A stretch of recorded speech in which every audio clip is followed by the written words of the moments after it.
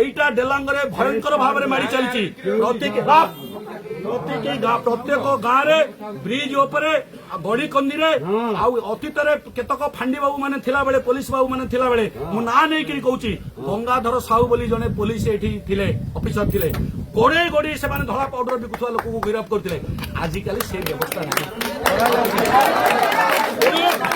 ତେଣୁ ଆମେ ଆପଣଙ୍କୁ ହାତ ଯୋଡିକି ସାର୍ ଗୁହାରି କରୁଛୁ।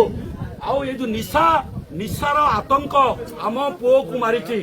ନିଶାର ଆତଙ୍କ ମଦ ପିଇ ମଦ ବିକି ସେ ଏଭଳି ଭାବରେ ମାନସିକ ଭାବରେ ବିକୃତ ହେଇଛି। ଅନ୍ୟାନ୍ୟ କାରଣ ବି ଅଛି ଆଉ ନିଶା ବି ଅନ୍ୟତମ କାରଣ। ଆଉ ଡେଲାଙ୍ଗରୁ ଆମେ ଅନୁରୋଧ କରୁଛୁ ଆପଣମାନଙ୍କୁ ଯେ ଆପଣ ଇମିଡିଏଟଲି ବସି ରିଭ୍ୟୁ କରି ତହସିଲଦାର ମହାଶୟ ଆଡିସନାଲ ଏସପି ଆଉ ଆମର ସବ୍ କଲେକ୍ଟର ସମସ୍ତେ ରିଭ୍ୟୁ କରନ୍ତୁ କିଏ ଦାୟୀ। ଆଉ ତାହା ନହେଲେ ଆମେ ଜାଣିଛୁ ଆମେ ଧରିକିରି ଗଛରେ ବାନ୍ଧିବୁ ଆପଣ ମାନେ ସେତେବେଳେ ଆମକୁ ଦାୟୀ କରିବେନି କାହିଁକି ଆଇନ ହାତ